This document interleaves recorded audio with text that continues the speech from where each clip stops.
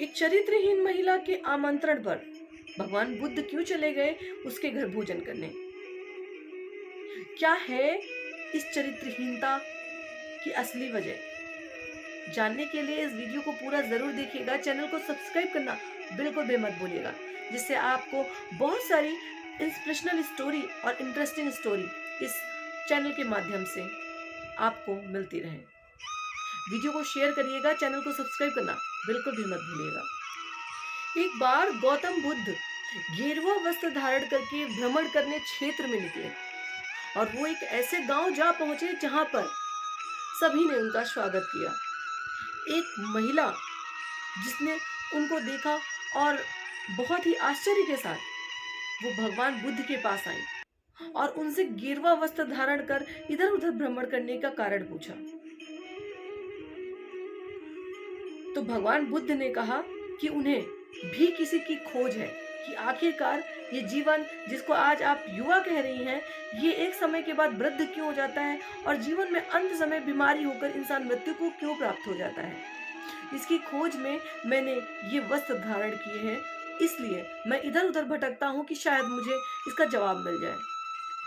वो स्त्री ये सुनने के बाद भगवान बुद्ध को अपने घर में भोजन के लिए आमंत्रित कराई। ये दृश्य कई गांव वाले देख रहे थे। उन्होंने जाकर गांव के प्रधान से बात कही।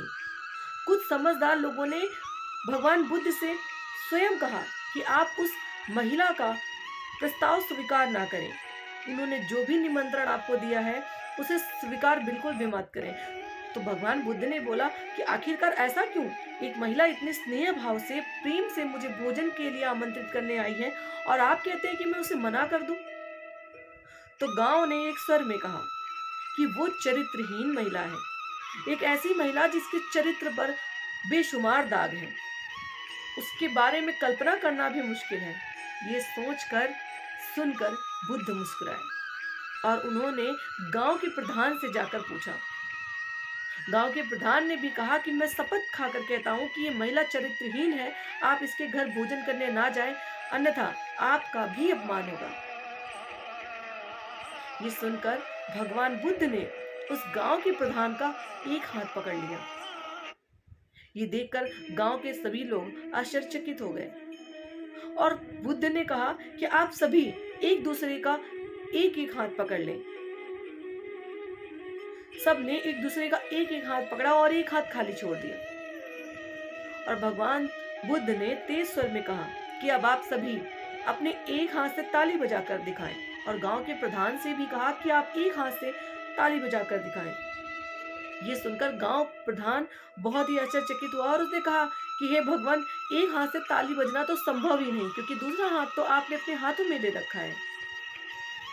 भगवान बुद्ध वहीं वट के वृक्ष के नीचे बैठकर उन ग्रामीण वासियों को समझाने लगे कि बस मैं यही समझाना चाहता हूँ कि एक स्त्री, एक महिला चरित्रहीन नहीं हो सकती और वो तब तक चरित्रहीन नहीं हो सकती जब तक आपके गांव के कुछ पुरुष चरित्रहीनता पे ना उतर गए हैं। इसलिए किसी महिला को सिर्फ चरित्रहीन कहना ये गलत है।